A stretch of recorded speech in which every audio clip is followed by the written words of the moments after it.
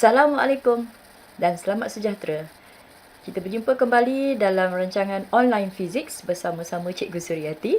Kita akan meneruskan perbincangan kita dalam tajuk daya dan gerakan. Topik hari ini yang kita akan pelajari ialah 2.6 daya. Okay.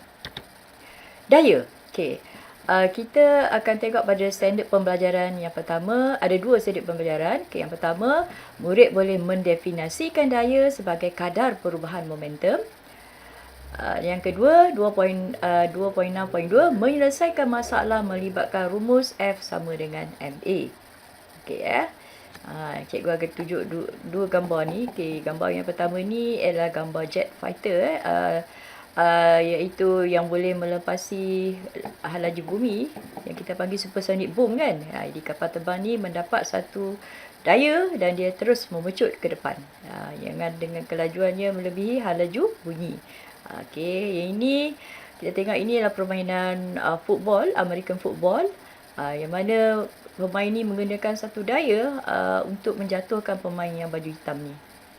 Okey, so apa itu daya? Jadi, standard pembelajaran yang pertama ialah mendefinisikan daya sebagai kadar perubahan momentum. Masih ingat lagi, momentum adalah jisim darab hal laju. Yang kalau dikatakan perubahan momentum, bermaksud momentum akhir tolak momentum awal, kan? Dan bila disebut kadar ialah perubahan momentum bahagi dengan masa. Okey, kita lihat apa yang berlaku. Okey, kita menggunakan daya dalam aktiviti harian kita. So, daya boleh menggerakkan suatu objek yang pegun, memperlahankan atau menghentikan suatu objek yang sedang bergerak, mengubah arah gerakan suatu objek, mengubah bentuk suatu objek dan menentang daya yang lain. Menentang daya yang lain, contohnya geseran. Betul tak? Jadi, bila kita bergerak ke depan, geseran itu menentang pergerakan. Sebab itu kata menentang daya yang lain. So, kita tengok contoh-contoh daya yang ada lah. Okay, semua objek jatuh ke tanah kerana wujudnya daya graviti. Iaitu tarikan bumi ke atas semua objek. Kemudian, daya graviti menyebabkan semua objek mempunyai berat. Iaitu magnitud kekuatan daya graviti yang dikenakan ke atas satu objek. Kemudian, kalau kita letakkan sesuatu benda di atas meja akan menggunakan satu daya ke atas yang kita panggil daya normal. Jadi daya ini bersudut tepatlah dengan permukaan yang bersentuhan yang dikenakan ke atas satu objek. Jadi maknanya berat kita ke bawah, daya normal arah ke atas. Kemudian apabila dua permukaan saling bersentuhan antara satu sama lain, daya geseran, iaitu daya yang menentang pergerakan objek akan dihasilkan. Cikgu dah sebut tadi kan.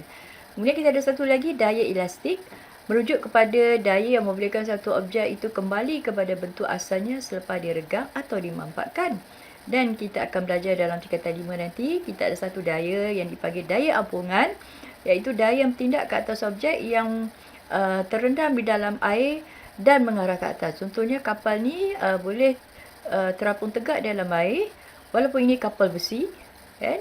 Tapi disebabkan daya ampungan menyebabkan dia ditolak supaya dia akan timbul di atas permukaan air. Itulah contoh-contoh daya yang ada lah, yang mungkin kita dah belajar dan kita mungkin akan pelajari akan datang. Okey, kesan daya. Apa itu kesan daya? Okey, ada banyak kesan cikgu dah sebut tadi kan. So, daya gerakkan misi rumput yang pegun. Okey, daya boleh tukarkan arah gerakan bola. Daya besar untuk menambahkan lagi laju basikal. Kita kayuh lebih laju lagi. So, kita kenakan daya yang lebih besar lagi. Dan daya dikenakan untuk ubah bentuk adunan. So, dough ni kita boleh penyek dia, kita mampakkan dia untuk membuatkan dough adunan yang besar lagi kan. Okay. Right. Okay, nyatakan kesan daya-daya tak seimbang. Okay, kita ulang balik. Menggerakkan atau memberhentikan objek. Memecutkan atau memperlahankan objek. Menukar arah objek. Mengubah bentuk objek. Okay.